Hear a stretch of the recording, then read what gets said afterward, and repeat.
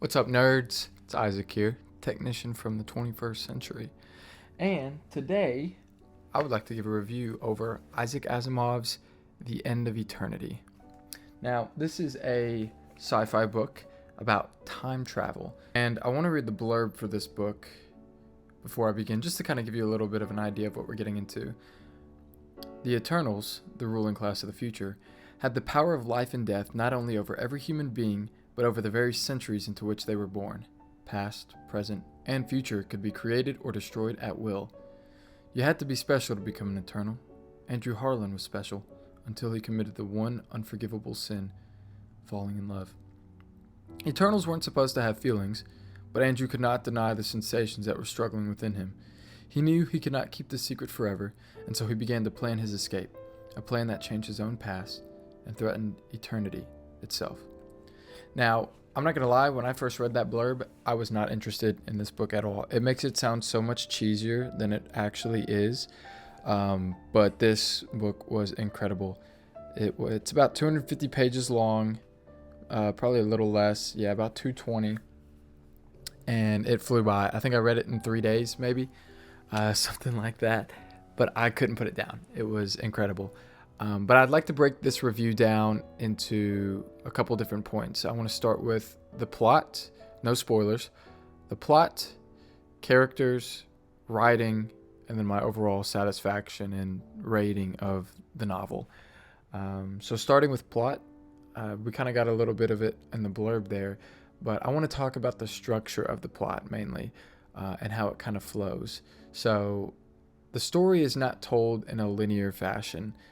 You'll jump through different points in time, different centuries that Andrew Harlan is either journeying through or working through, and things of that nature, as he is a technician, which is someone who is in charge of creating little ripples through time that affect future events based on a desired, calculated outcome. The way that the story is presented is through different points in Andrew's overall goal and story. I had never really read a book that kind of split up like this that I enjoyed until now. I think the way that the plot is laid out and the way that parts of the story are revealed to you is so well done.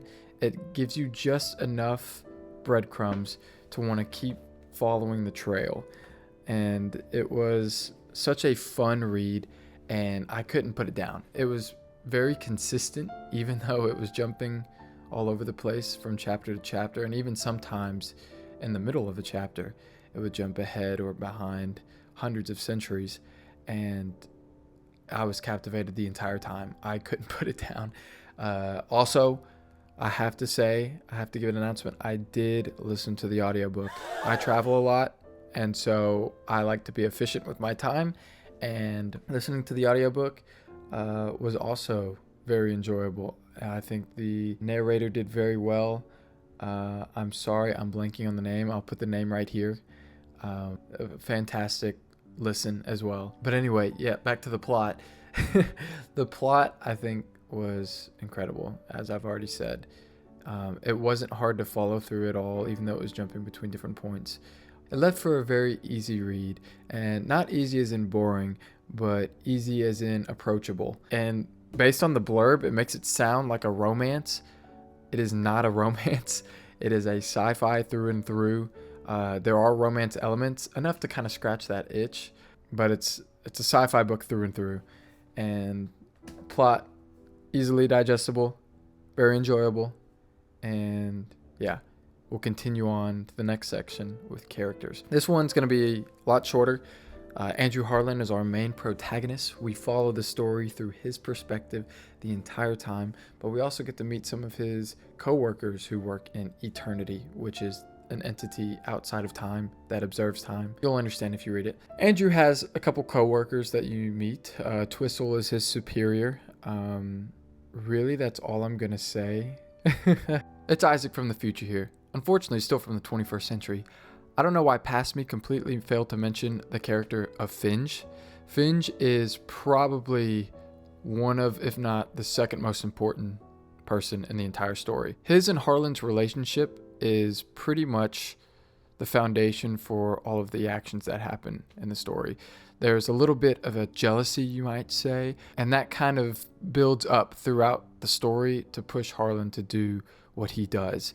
And Finch's character is actually done super well. I despised him as a character in a good way. It's like when you don't like an actor for playing a villain, but it's really you just don't like the villain. The actor just played them so well that you grow kind of to dislike them in a way. But yeah, Finch is a super important character. There's another very massive character I'm sure anyone who's read the book knows that I'm leaving out, and I kind of want people to read it and figure that out for themselves. But they are actually the second most important person in the story. But anyway, go read the book. Ignore the burns. It was due to time travel to get back to this video. But bye-bye. Twistle is an important character, but he's a very fun character. I think especially the narrator in the audiobook did Twistle, I think, exactly how I would imagine him. A short little almost gnomish person that is an elder of eternity. And as I said before, Harlan's superior. So their interactions are very enjoyable. I love their interactions because he watches Harlan throughout his cub years all the way up to the point where he's a technician. So there's a lot of personality between their conversations and a lot of history between their conversations. Even though it's fairly brief, the character of Harlan is very flawed, very human, and very real in such a ambitious sci-fi world and setting. And I really enjoyed that. And he frustrated me so much, which in a good way, because you'll see your friends do stupid things and you're like, why did you do that? And that's exactly what you feel with Harlan sometimes. I think that it made the book a lot more personal and a lot easier to connect with Harlan, because honestly, I mean, it's easy to say I wouldn't do what he did, but if I was in his shoes, I probably would have done what he did. But the character of Harlan is super well written. I really enjoyed him. A beautifully flawed human, or eternal in this case, I guess. And I think it was a lot of fun to see the world and his ideas through his mind and his way of thinking as a experienced technician and someone who deals with many different realities. I think he was a great character to kind of be in the shoes of. I want to get into the writing section, and when it comes to different authors' writing styles, I'm a little inexperienced. So Isaac Asimov is one of the first writers that I will probably read most of their works. I enjoyed the writing style of Asimov so much because his way of describing things is not so technical that it will bore you, but it gives you just enough to let your imagination do a lot of the heavy lifting. And it's like he builds the foundation for your mind to craft on, and it's beautiful. And I loved the way that he explained Kettles, for example, which is the time machine that they use, and the different sci-fi tools and weapons that are used in all these future hundreds, thousands, centuries ahead. I think is super well explained and detailed to the point where you can really envision it compared to your modern day counterparts. And I think it was awesome. And the writing and the vocabulary, I think, wasn't too hard to understand. There are a lot of writers out there that can be pretty pretentious and make their writing seem like you need to have such a high IQ or intellect to understand. But Isaac Asimov, I think, balanced it perfectly. And I think the writing just allowed the story to flow much easier. I think it wasn't so heavy on dialogue, except for one chapter that I can think of, but that was a required use of a lot of dialogue. I think the entire chapter was pretty much dialogue, but that was one of the best chapters in the whole story. If you read it, you'll know what I'm talking about. And speaking of which, about that chapter, there is a mystery that also happens in the background of this story, and you don't really think about it at first, because the way he writes, he kind of dances around it and is building up to it without you even realizing it until a certain few sentences are said, and then everything kind of exploded, and it made me realize how great this book really is and how great of a writer Asimov is, having been telling me a story that I didn't realize I was reading. Oh my goodness, it was incredible. I enjoyed it thoroughly, and I think the writing was one of my favorites compared to just the few authors I've read. Philip K. Dick is another one that I'm reading through. But anyway, enough of that. Enough of writing. That's kind of the gist I have on the writing of the book. I think it was very well done, super easy to understand in a digestible way, and very easy to follow and imagine and visualize what Asimov was the point he was trying to get across in terms of his environments and settings. Now I want to get to probably what you're here mainly for, is my rating and review of the book overall. So this is my very first book review. I'm going to rate things on a scale of beans, with 1 being garbanzo beans or garbanzo beans. I can't remember. I just think the name is funny and it represents garbage. Garbanzo beans. And then that being a 1 out of 10, and baked beans being the honored 10 out of 10.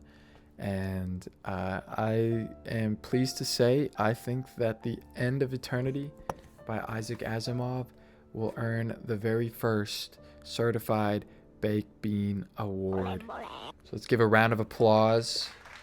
The End of Eternity, Isaac Asimov, being the first author on a long list of books to read to earn a baked bean award. Anyways, yeah, I give it a 10 out of 10. I think overall the book was phenomenal. It was short, very easy to read through, thrilling sci-fi. If you like sci-fi at all, Isaac Asimov, I hear, is like the father of sci-fi. Pick it up. End of Eternity. It's a standalone book. You don't have to read anything else. No prerequisites required. Very fun read. Very enjoyable. I highly recommend it. Certified baked bean. It's going in the baked bean bowl. I want to put a bowl here and, have a bowl of baked beans, which are just books that I rate 10 out of 10. I hope you enjoyed. Thank you for tuning in for my book review. I've never done anything like this, so please leave a comment if I did something wrong or if I did something right. I'm open to any kind of criticism, constructive or not. I'm just going to be reading and giving you my thoughts, raw, unscripted. So if you enjoy that, I appreciate it. And stick around. I'll be reviewing some other books as I read through them. And I hope to see y'all reading. Bye-bye.